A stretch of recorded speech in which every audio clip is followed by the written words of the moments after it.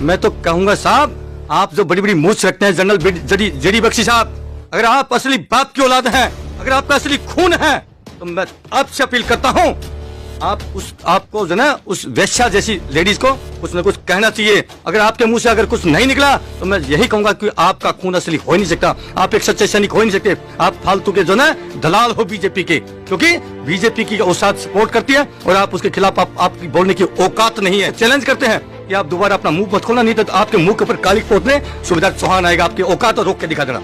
रास्ते में श्री राम राम राम राम राम करके ये कहीं न कहीं मेरे प्यारे देशवासियों को श्री राम के नाम पर ठग रहे हैं। ऐसे 2 कौड़ी के आदमी संजय निषाद जैसे, मुझे तो लगता नहीं ये एक बाप की औलाद होगा, हो ही नहीं सकता एक बाप की औलाद।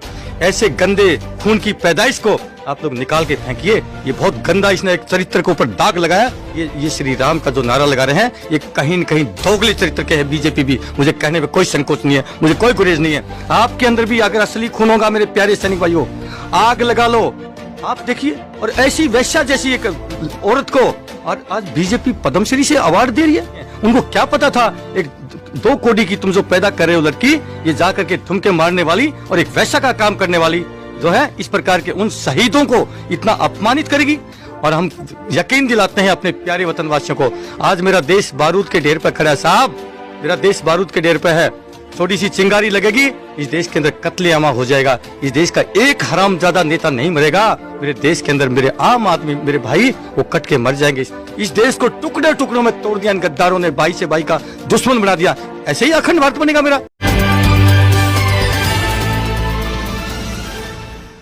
खान और आप देख रहे हैं ऑल टाइप नॉलेज चैनल। हमेशा की तरह इस बार भी बहुत ही इन्फॉर्मेटिव वीडियो लेकर के आया हूँ। वीडियो देखो, वीडियो देख करके आपकी आंखें खुल जाएंगी। चलिए अब शुरू करते हैं वीडियो और इसके बाद फिर बात करते हैं। देखिए सर, हम लोग सैनिक हैं, सैनिक की कोई जात धर्म नहीं होता। जब हम सीमाओं पर होते हैं तो वहाँ पर एक मोर्चे पर मेरा हिंदू सिपाही होता है, एक मोर्चे पर मेरा मुसलमान सिपाही होता है। लेकिन बड़े दुर्भाग्य से कहना पड़ रहा है, आज जिस प्रकार से वर्तमान में हमारे देश की सरकार चल रही है, इन्होंने इतना जहर घोल दिया, इतना जहर घोल दिया कि हमारी छाती भर चुकी है। कहीं न कहीं एक बदलाव ये देश मांग रहा है। इस मिट्टी पे ही हमारे मुसलमान भाई रहेंगे, इसी पे हिंदू भी रहेंगे, सिख भी रहेंगे, ईसाई रहेंगे। लेकिन जो एक नफरतों की इन्होंने चिंगारी लगाई है, इसको हम जो बुझा के ही हम दम लेंगे। फौजी हैं, अल्ताफ का जो मैटर जो मुझे सामने आया है और मुझे पता चला है कि जिस प्रकार से 2-2.5 फीट की ऊंचाई पर एक नलके का जो है टैप था, उसके ऊपर कोई बंदा 6 फुट का कोई बच्चा का कोई फांसी खा सकता है? तो कहीं न कहीं बहुत ही शर्मनाक बात है। इस वर्तमान सरकार को अगर कहीं चुल्लू भर पानी मिल जाए तो इसको डूब के मर जाना चाहिए। ये देश पूरे इन वीरों का देश है, उसमें हिंदू, मुस्लिम, सिख, ईसाइयों ने मिलकर के देश की आज़ादी की जंग लड़ी थी। दूसरा सर, मैं सवाल करना चाहता हूं कि राम को लेकर, राम भगवान श्री राम को लेकर एक बड़ा विवादित बयान दिया गया है। संजय निषाद जी, जो निषाद पार्टी के अध्यक्ष भी हैं और भाजपा से अलायंस, उन्होंने कहा कि जो है श्री राम जो अपने दशरथ की औलादी नहीं, अपने बाप का औलादी नहीं, इस तरह की टिप्पणियां लगातार आ रही हैं। सर, उसको कैसे देख रहे हैं? बहुत पीड़ा की बात है साहब। जो मर्यादा पुरुषोत्तम श्री राम, जो इस देश के आइकन थे, ऐसे ऐसे लोगों के ऊपर, ऐसे 2 कौड़ी के आदमी संजय निषाद जैसे, मुझे तो लगता नहीं ये एक बाप की औलाद होगा, हो ही नहीं सकता एक बाप की औलाद। जो कि मैं निषाद कौम के खिलाफ नहीं हूँ, निषाद कौम जो है मर्द कौम है और उन्होंने श्री राम का जो है पूरा सहयोग दिया था, कंधे से कंधा मिला के उनकी नैया केवट जो है उसका साथ दिया था। लेकिन आज उसी समाज के अंदर एक कीड़ा, एक जो है ऐसा वैसा जो टाइप का जो है व्यक्ति पैदा होगा, क्योंकि पूरे समाज को जो कलंकित कर रहा है। मैं तो अपने निषाद भाई हैं जितने भी पूरे देश में, उत्तर प्रदेश में, मैं उनसे सभी से हाथ जोड़ के प्रार्थना करता हूँ, ऐसे गंदे खून की पैदाइश को आप लोग निकाल के फेंकिए। ये बहुत गंदा, इसने एक चरित्र के ऊपर दाग लगाया इन अपने निषाद भाइयों के ऊपर। मैं अपील करूंगा अपने निषाद भाइयों से, हे मेरे प्यारे वीरों, सोचना है इस संजय निषाद जैसे कीड़े को अपनी उसके से निकाल के फेंकिए, ये आपकी बिरादरी को कलंकित करेगा नहीं तो। लेकिन सर, नरेंद्र मोदी जो लगातार श्री राम पर राजनीति करते आए हैं, चंदा अयोध्या मामला हो, श्री राम जी की जन्मभूमि का मामला हो, उस पर अभी तक कोई टिप्पणी नहीं किया उन्होंने। जबकि अलायंस में निषाद पार्टी और भाजपा एक साथ जुड़कर जो है यूपी में चुनाव भी लड़ रही है, अभी तक किसी ने कोई टिप्पणी नहीं की। क्या ये कहा जा रहा है लोगों के द्वारा कि नरेंद्र मोदी ने उनको कहा इस तरह का बयान देने के लिए? देखिए, मैं अपने पूरे सभी देशवासियों से अपील करूंगा, जय श्री राम का नारा तो लगाते हैं, लेकिन आज श्री राम कौशल्या माता के ऊपर जिस प्रकार से टिप्पणी करी है, वो संजय निषाद, उसकी निषाद पार्टी उस निषाद पार्टी जो कि भारतीय जनता पार्टी की अलायंस है, इनके मुंह में दही जम गई है क्या?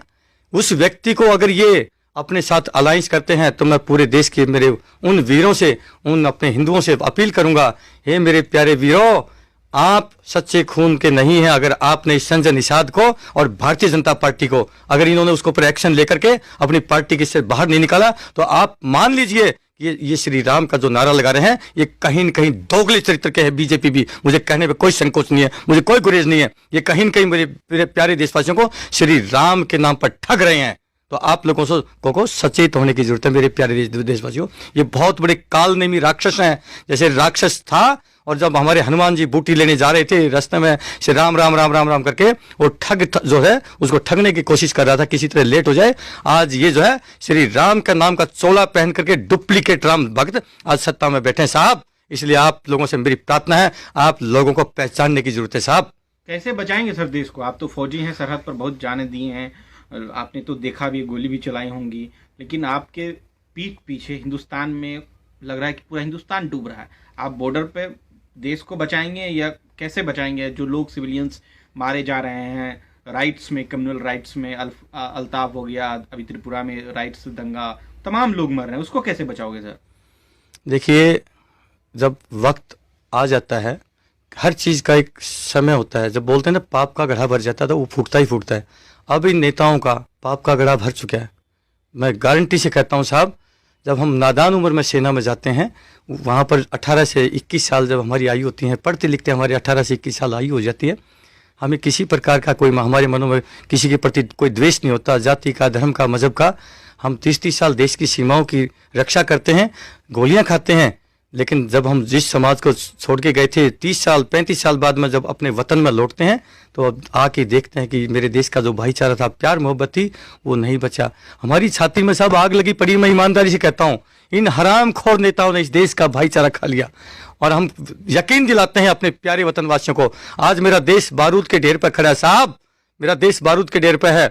छोटी सी चिंगारी लगेगी, इस देश के अंदर कत्लेआम हो जाएगा। इस देश का एक हरामजादा नेता नहीं मरेगा। मेरे देश के अंदर मेरे आम आदमी, मेरे भाई, वो कट के मर जाएंगे। इसलिए मैं प्रार्थना करता हूं, हे मेरे प्यारे देशवासियों, इन गद्दारों को, इन नीच नेताओं को पहचानना है, और इस प्यारे वतन को, जो हमारे देश के अंदर जो अमन चैनों से जो ये रहा है, आज उसी मुकाम पर हमें लेके जाना है। मैं सभी से प्रार्थना करता हूं, ये फौजी भाई, ये आपका फौजी बेटा आपसे अपील करता है, ये वतन, ये उन वीरों का सपना है जिन्होंने हंसते हंसते अपने प्राणों के जो है दान दे दिए। 22-22 साल के उन नौजवान बच्चों ने हंसते हंसते फांसी का फंदा चूम लिया। उन शहीदों के सपनों का भारत, ये आपके फौजी भाई, जहां पर सारी फौजी भाई उसको लेकर के आएंगे, जहां पर सारी व्यवस्थाएं फेल हो जाती हैं इस देश के अंदर। याद करिए, जहां पर भूकंप हो, कोई प्राकृतिक आपदा हो, चाहे उसमें भूकंप हो, बाढ़ हो, दंगा हो, आगजनी हो, या कोई अन्य टेररिस्ट एक्ट घटना हो जाए, और जहां पर सारी व्यवस्थाएं अस्त व्यस्त हो जाती हैं, वहां पर सिर्फ एक विकल्प बचता है, वो हमारी देश की सेना है। और जब मेरे देश की सेना वहां पर मोर्चा संभाल लेती है उस आपदा के अंदर, तो पूरा देश संतुष्ट हो जाता है कि अब मेरे फौजी भाई आगे जरूर इस आपदा से जो है निजात दिलाएंगे।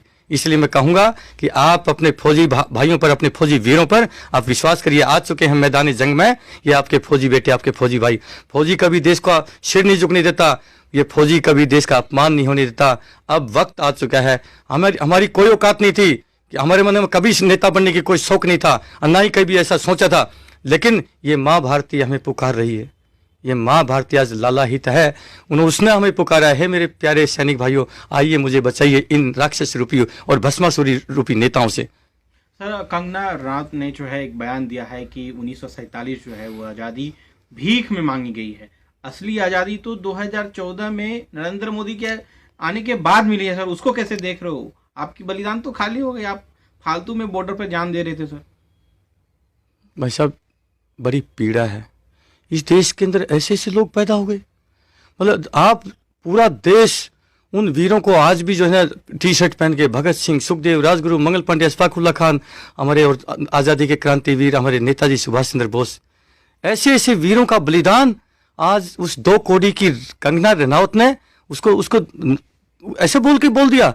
मैं तो कहता हूं, मैं उस माता पिता को तो नहीं कहूंगा क्योंकि उसका क्या दोष है उस माता पिता का जिसकी कोख से ऐसी वैश्या जैसी कोई लड़की पैदा हुई। उनका कोई दोष नहीं है। उनको क्या पता था एक 2 कौड़ी की तुम जो पैदा कर रहे हो लड़की, ये जा करके ठुमके मारने वाली और एक वैश्या का काम करने वाली जो है, इस प्रकार के उन शहीदों को इतना अपमानित करेगी। मैं पूरे देश के अपने उन सैनिकों से कहता हूं जो सर्विस में खड़े हुए हैं, आपके अंदर भी अगर असली खून होगा मेरे प्यारे सैनिक भाइयों, आग लगा लो।